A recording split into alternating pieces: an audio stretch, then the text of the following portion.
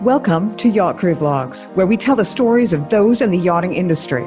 A behind-the-scenes look that discovers the individuals in the industry, their history, their passions, and what inspires them to do what they do. Hi, everyone, and welcome back to another edition of Yachtcrew Vlogs. My name is Ria. I am your host, and today I'm pleased to welcome back Richard. He is the owner of Pelion Cyber Security. How are you? Hi, Ria. I'm very good, thanks. Thanks for having me back on the show again. Yeah, it's been a while. I've been chasing you. Yeah, it's been busy, which is good. So, yeah.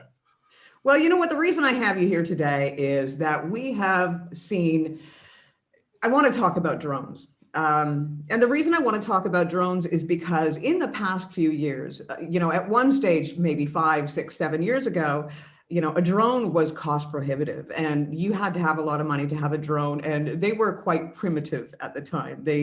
You could use one with your Apple phone and they fell apart, or they would lose connection and fall out of the sky. But drones have come a long way in a very short period of time this past couple of years. And as well, the prices have dropped. So literally every man, woman, child, and dog perhaps can afford to have a drone, and drones that have capabilities beyond most people's concepts. What are the dangers of these drones when it comes to yachts? Well, talking about the technology, I've got friends now that have fleets of drones, if you like, from the very big, very expensive, €1,000, $1,000 upwards to these tiny little things that you can pretty much carry in your pocket. The battery life's pretty poor, but no, you can still get it up there, up in the sky for a few minutes and get some really good footage on them because, of course, the cameras on there are really good. The dangers of some of these things is that potentially they can carry payloads on them. They have very high definition cameras on them nowadays, transmitted by wireless.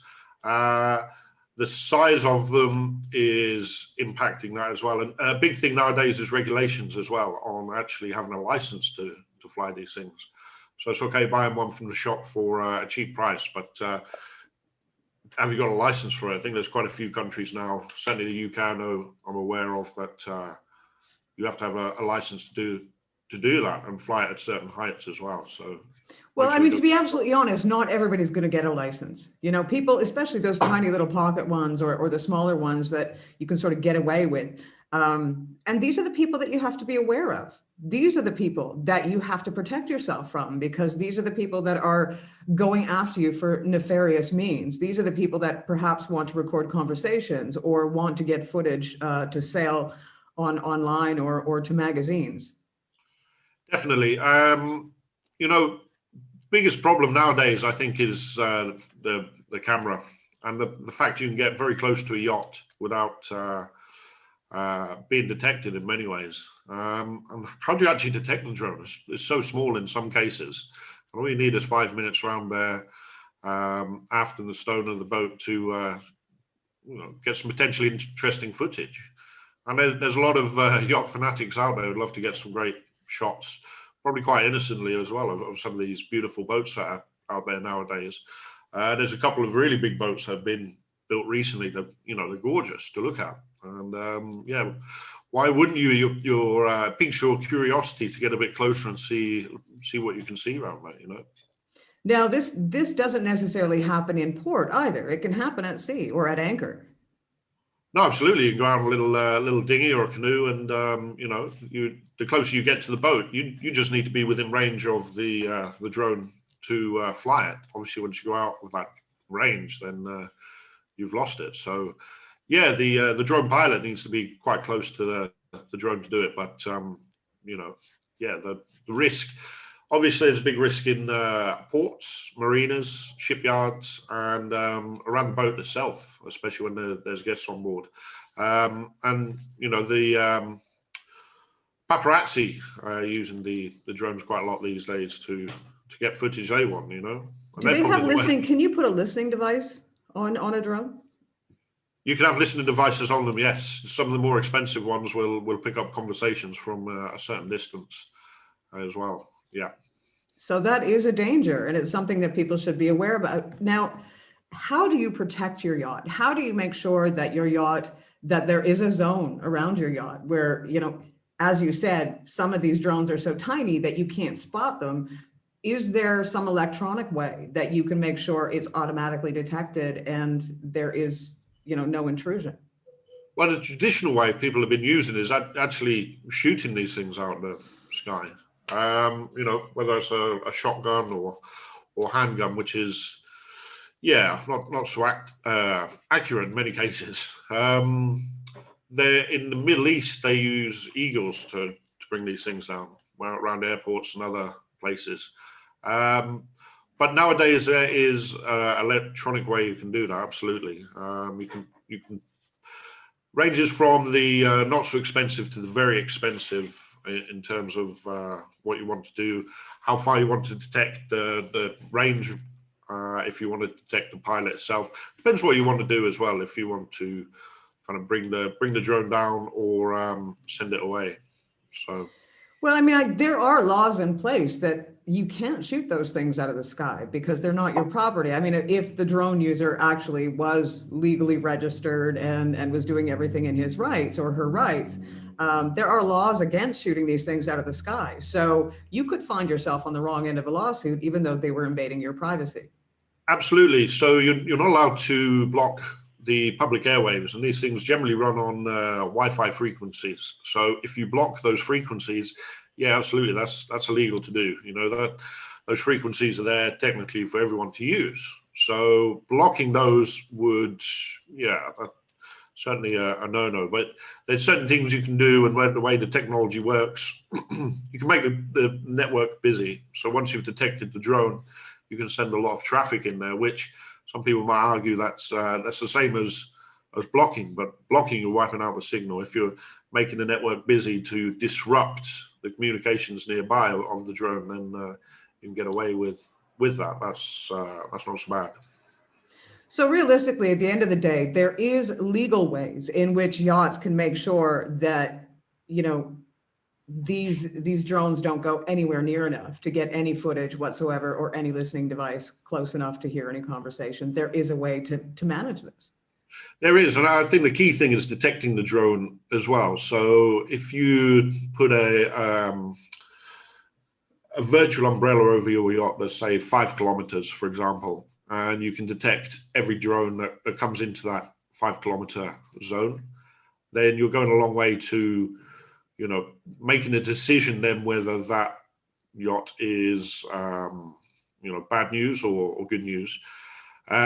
So, yeah, with the right technology, you can then, if it gets close enough, then, you know, send it back to its owner effectively.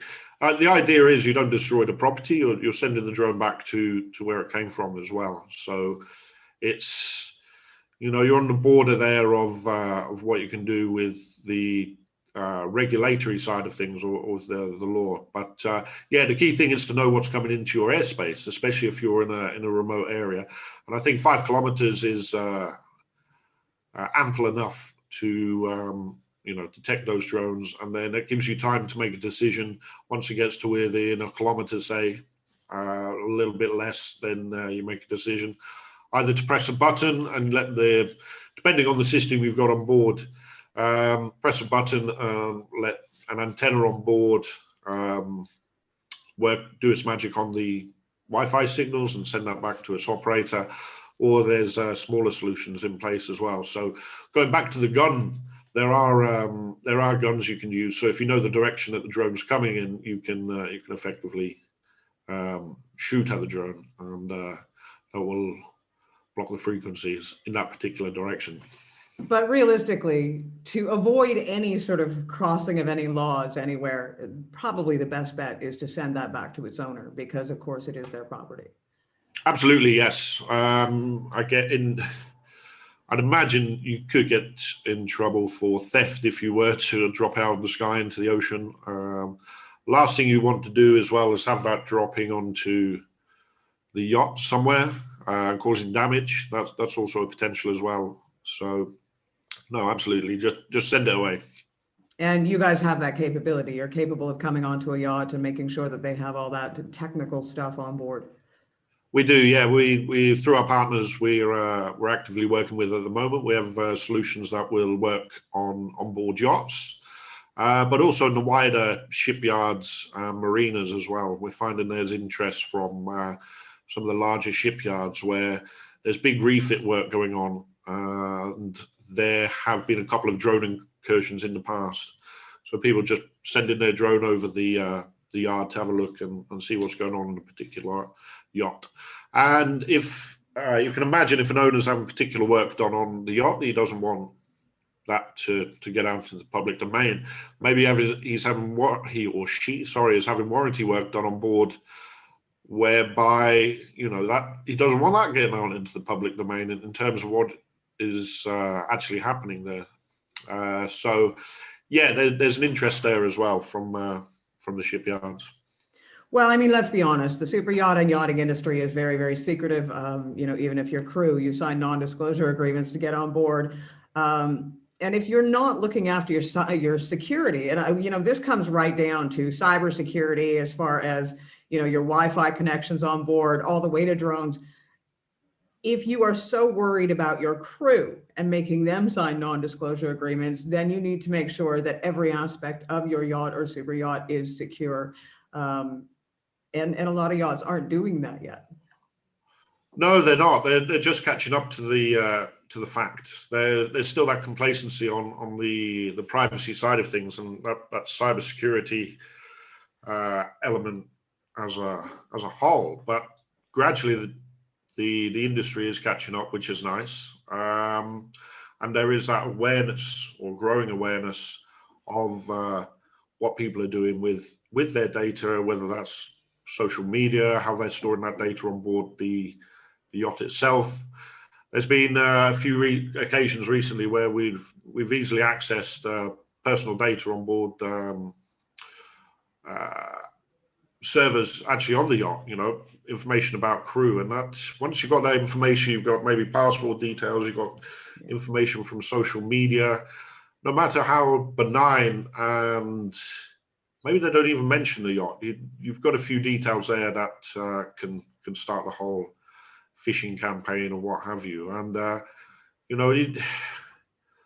there's a lot of research done on a particular yacht, a particular crew, maybe the owner, and all this will tie into the wider aspect of why I would fly a drone over a yacht in the first place. One might be the enthusiasts, the hobbyists, getting some pictures close by. Fair enough, you could probably let that go. But obviously we get into the murkier realms of paparazzi and other third parties that might want to do some malicious intent, shall we say. So yeah, that's everything's connected in that respect. And the more of those doors you can close to the outside world in terms of who you've got, what you've got, etc., especially in the yachting industry, like you say, it's very secretive in terms of the owners, the guests, and rightly so. But that virtual world, if you like, there's still a little bit of work to be done. Well, you guys are available anywhere in the world, correct?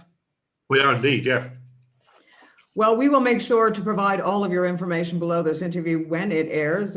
We thank you ever so much for your time, Richard. Thank you very much, Rhea. Thanks for having me. Look forward to being back on again. Nice. Well, once again, we've been talking cybersecurity, specifically drones. You have been listening to Richard from Pelion Cyber Security. My name is Rhea. I have been your host. Thank you for tuning in.